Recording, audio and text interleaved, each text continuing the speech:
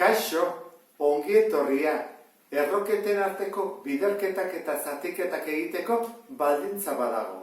Eta hori da, errotzaile berdina izan behar dutela bi biderkagaiek.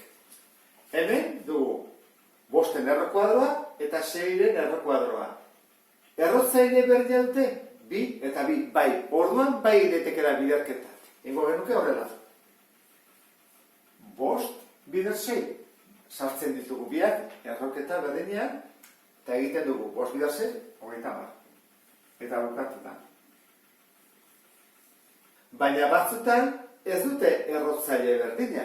Orduan zer egin behar dugu berreketa moduan jarri eta izendatzaile berdina lortu multiplo komun txikienarekin.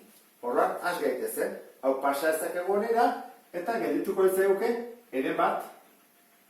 Eta hau geldituko litzake bat eta hau bidelako zati bi. Hori inondoren MKT lortu behar dugu. Zein da bien MKT, multiplo komunetako txikia, 3 eta 2 6, ezta? Orduan, jarriko dugu horrela. 7, eta 6, bider, 2, zati 6. 3 zerekin bidertu dugu 6 lortzeko, bider 2. Orduan, goikoa ere, zenbakitzailea bider 2, bat bider 2, 2. Eta hau, zer egin dugu? 2 bider 3, goikoa ere bai, bat bider 3. Orain bai ditugula errotzaile berdinak, 6 eta 6. Jarriko dugu erroketa moduan.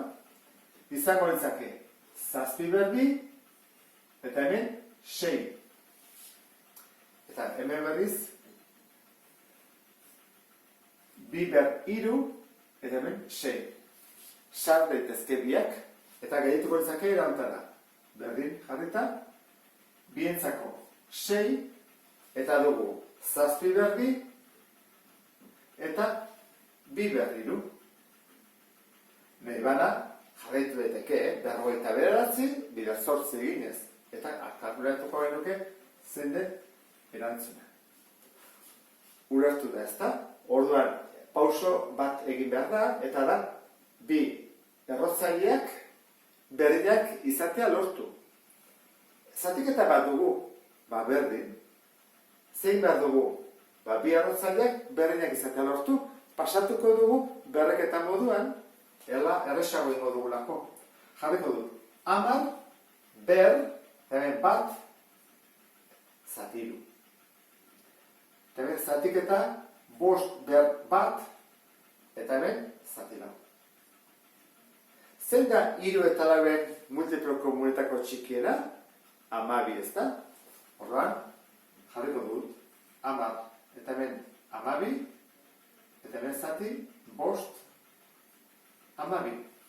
3 zerekin bidertu dut 12 izateko? Bider 4. Zenbakitzailea ere, bider 4. Zerekin bidertu dut? Bider 3. Goiko ere, bider 3. Jarriko dut, erroketa moduan. 12 pasatzen dut errotzaile bezala, 12, eta hemen dut 10. Ber 4, zati, hemen ere 12, berdinak dira, eta 5 ber 3. Horren, bai, sar daitezkera biak erroketan batean. Eta 2 puntu jarri berdean jarrikot marra bat, erresago delako guretzako. Jarrikot horrela, izango izateke. 12-den erroa, ez? 12 erro, zenbakitzailean 10 ber 4, eta izenatzailean 5 ber 3.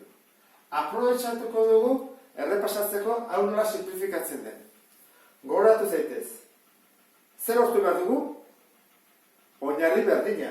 10 deskonposa daiteke, bai, 2 bider 5. Horran ingo dugu horrela.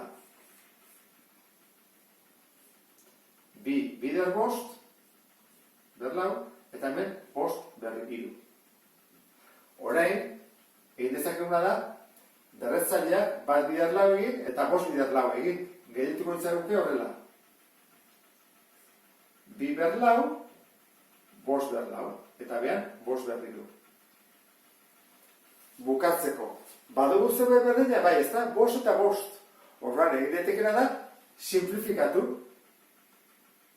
5 ber 4, 5 ber 3. ze egiten da berretzaileak kendu. 4 keniru bat. Geldituko zaigu bakarrik 5eko bat. Izango litzake erantara. 12, 2 ber 4 eta 5eko bat bakarra. 4 keniru bat delako. Bukatzeko berreketa eta biderketa egingo dugu, ezta? 2 ber 4, 2 bider 2 4, bider 2 8, bider 2 16. Eta 16 bider 5, 80. Horren jarriko genuke horrela. 12, erro, 80. Hau izango litzake emaitza zatiketa honena. Eta ulertu duzulakoan beste bat arte. Agur?